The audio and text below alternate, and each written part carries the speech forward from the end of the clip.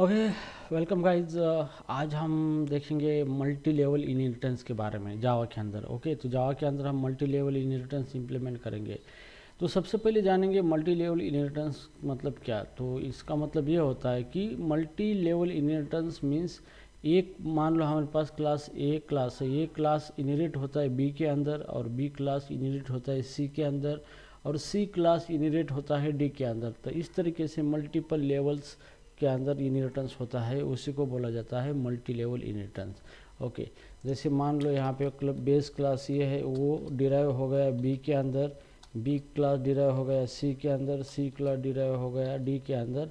इस तरीके से चेन चलता ही रहेगा। इस तरीके का जो भी इनहेरिटेंस होता है इसी को कहा जाता है मल्टी लेवल इनहेरिटेंस कहा जाता है। ठीक है, तो चलो अभी हम देखेंगे मल्टी लेवल इनहेरिटेंस के बारे में यहाँ पे। ठीक है, यहाँ पे देखेंगे। ठीक है, तो हियर अभी मैं यहाँ पे मेरे पास क्लास है, यहाँ पे व्हीकल क्लास है, डेमो क्लास है, बिहेवियर एम्प्लॉय क्लास है। ठीक है, तो सबसे पहले व्हीकल क्लास लेता हूँ, जिसके अंदर एक मेथड लिखता हूँ यहाँ पे पब्लिक वाइड, यहाँ पे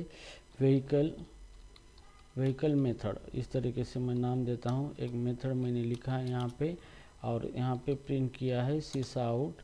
यहाँ पे this is a vehicle method, this is a vehicle class. ठीक है, तो एक मेथड मैंने इसके अंदर लिखी है। उसके बाद ये कार नाम का क्लास है। ये कार नाम का क्लास हमने एक्सटेंड किया है कहाँ से, व्हीकल से। ठीक है, मतलब हमने व्हीकल को इनहेरिट किया है कार नाम के क्लास के अंदर। ठीक है, तो यहाँ पे कार नाम क्लास की भी कोई मेथड होगी, पब्लिक वाइड कार मेथड। इसको नाम देंगे हम कार मेथड इस तरीके से, और यहाँ पे सीस आउट इस तरीके से हम लेंगे। This is a car class.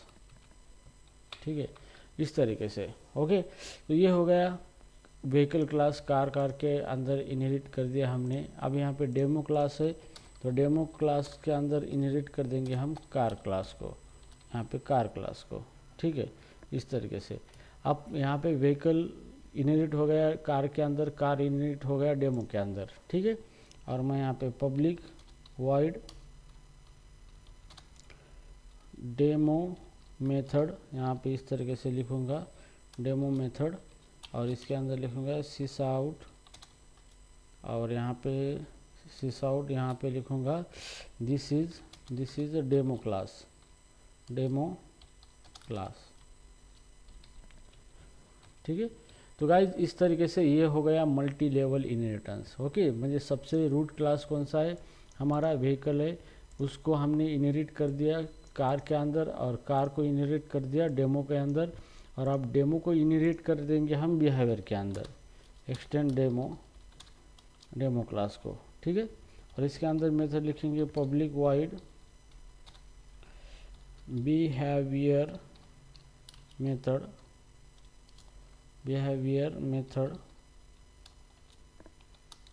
और इसके अंदर लिखेंगे सिस आउट this is behaviour class.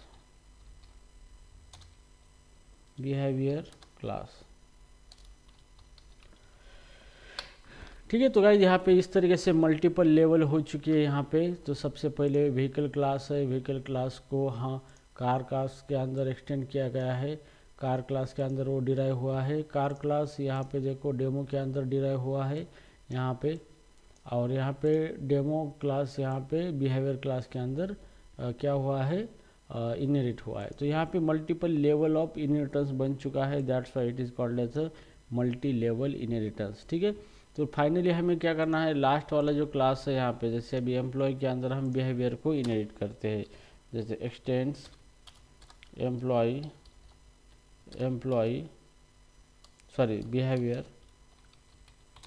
Behaviour को हम एक्सटेंड कर रहे हैं यहाँ पे पब्लिक वाइड बिहेवियर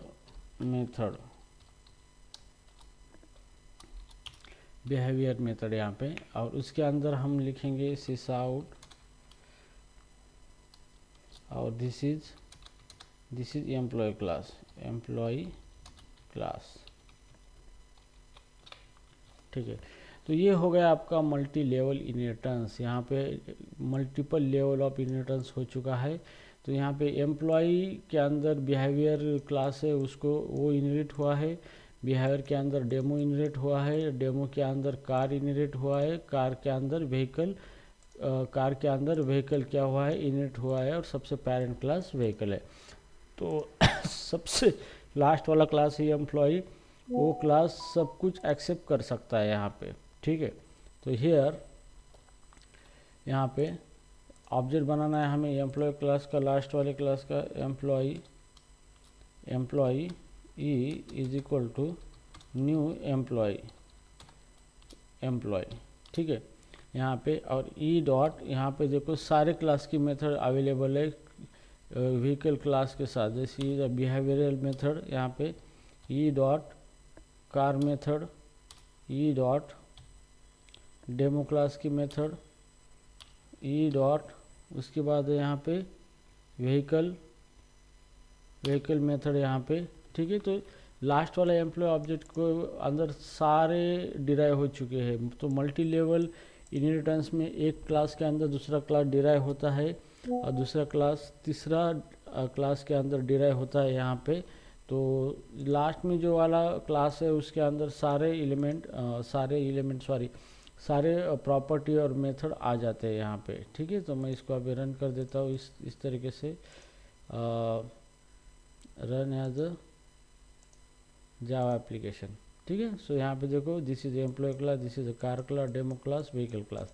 तो सारे क्लासेस यहाँ पे जो मल्टी लेवल इनहेरिटेंस हुआ था, तो लास्ट वाला जो एम्प्लॉय क्लास है वो सब शुरू से लेकर एंड तक सारे मेथड को वो एक्सेस करता है, ठीक है। तो जब भी एक क्लास दूसरे के अंदर इनहेरिट होता है, तो तीसरा क्लास के अंदर जब दूसरा क्लास इनहेरिट होता है तो पहली क्लास की प्रॉपर्टी भी उसके अंदर चली जाती है, ठीक है। तो मल्टी लेवल इनहेरिटेंस में हर एक लेवल के अंदर पेरेंट क्लास की सारे प्रॉपर्टीज यहाँ पे क्या होती है, चली जाती है, ठीक है। तो इस तरीके से आप मल्टी लेवल इनहेरिटेंस आपका वर्क होता है यहाँ पे, ठीक है। तो guys I hope you understand the multi level inheritance here, जो कि चेन बनता है, एक क्लास दूसरे के अंदर इनहेरिट होता है, दूसरा तीसरे के अंदर, तीसरा चौथे के अंदर, और चौथे के अंदर सारे प्रॉपर्टीज आ जाती है शुरू से लेके। तो इस तरीके की एक हायरार्की बनती है, ठीक है। तो guys I hope you understand this multi-level inheritance here. Okay, so we will see you in the next video. Thanks.